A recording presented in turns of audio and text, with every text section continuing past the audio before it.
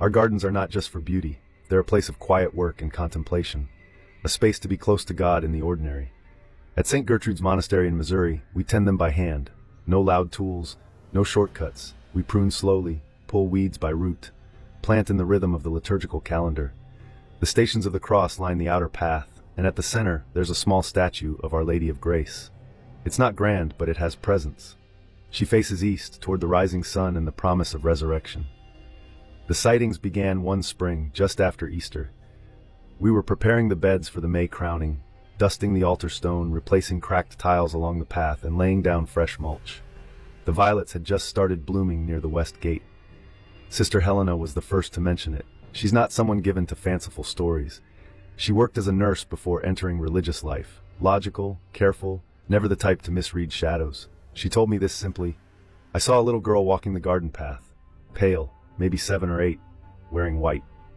Was it one of the neighbor's children? I asked. She shook her head.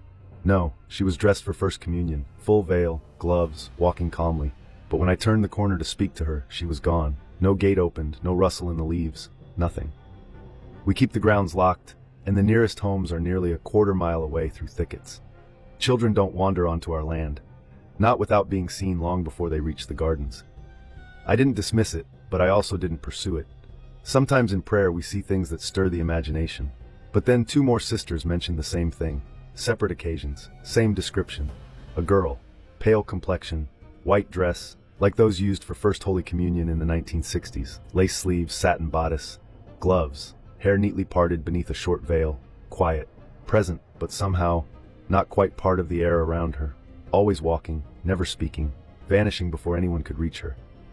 We brought it up in spiritual direction. Our chaplain, Father Lewis, reminded us to be cautious but not fearful. He said the church recognizes mysteries, but also encourages discernment. Ask what fruit it bears, he said. If it draws you toward prayer, then bring it to prayer. So we did. We began to pray the rosary for her, whoever she was.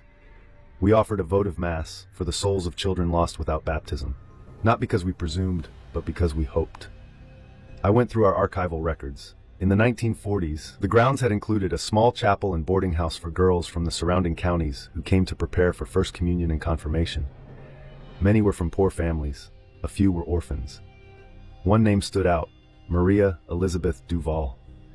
She was scheduled to receive First Communion in May of 1947, but passed away suddenly from rheumatic fever 2 weeks prior. She was 8. She would have worn white. I don't know for certain if the girl seen in the garden was Maria. We never saw her face clearly. We never heard her speak.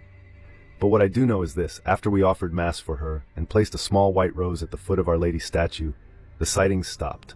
Not abruptly, gently, like a page being turned, like someone had finally been seen or acknowledged. And now, each spring, when we walk the garden in silence and pray the Regina Caeli, we remember her, not as a ghost, not as an apparition, but as a soul who may have lingered in longing for the sacrament, for the moment, for peace. We don't speak of it often, but if you ever walk the outer path in early May, just past the 4th station, and see a little white glove tucked gently beneath a violet bloom, you'll know we haven't forgotten. Not all stories need endings. Some just need prayers. Amen.